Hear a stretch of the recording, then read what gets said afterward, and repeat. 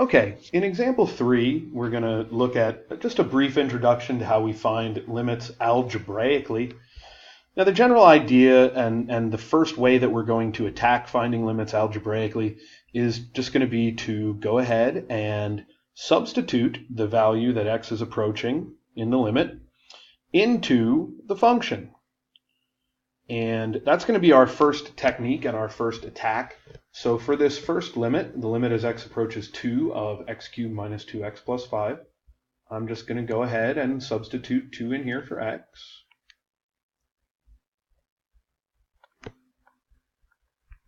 And I'm going to go ahead and calculate all that. And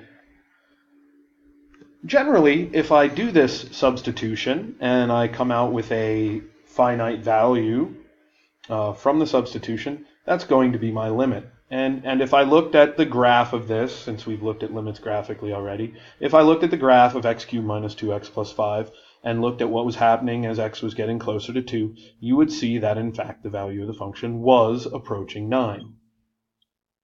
All right, on to part B. Again, we're going to try substitution. That's going to be our first attack. And so we'll substitute 3 in here for x. And we go ahead and calculate, and that gives us 9 plus 4 over 9 minus 6, which is 13 over 3.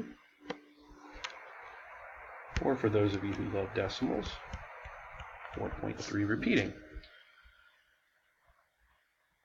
And again, when we substituted the value in to the function, we ended up with something nice, neat, finite value that we had no issues with finding. And when we find out a limit algebraically and do it by substituting, if that happens, that's our limit. All right, let's look at part C here, because now in C and D is where it's going to get a little more interesting for us. So we try our first approach, which was going to be to substitute 2 in here for x, and that gives us 2 squared minus 5 times 2 plus 6 all over 2 squared minus 4.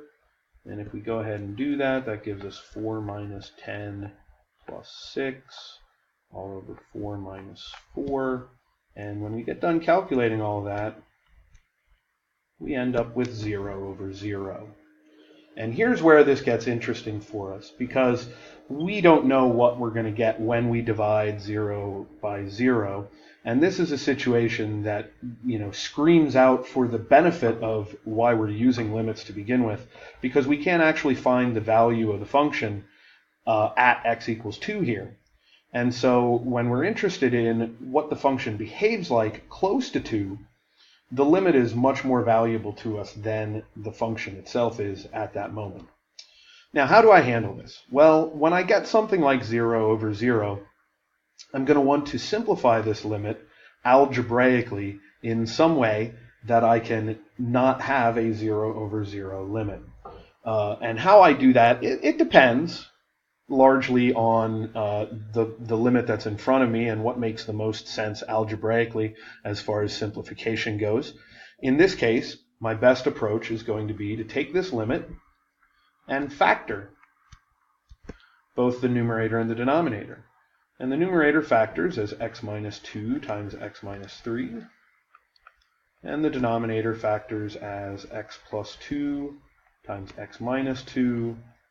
And now when I factor these, this limit is the same as the limit that exists if I cancel out the common factors from both the numerator and the denominator. And so this is going to be equal to the limit as x approaches 2 of x minus 3 over x plus 2.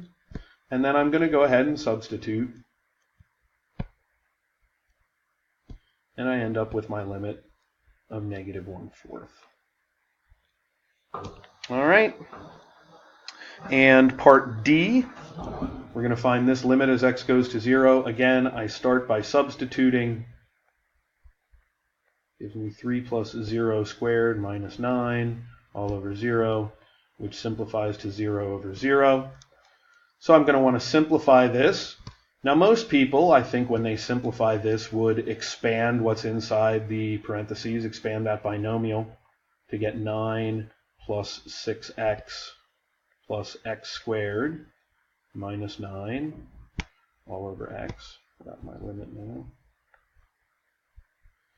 And if we simplify this, it turns into the limit as x goes to 0 of 6x plus x squared all over x, which is still 0 over 0 when we evaluate it, but now we have something that we can factor in the numerator. And so we'll go ahead and factor an x out of the numerator. That gives us x times the quantity 6 plus x all over x. Now I can cancel the x's from numerator and denominator, and I end up with this expression. And so that's 6 plus 0, which is 6 as my limit for part D. And that's the end of example 3 from this lesson.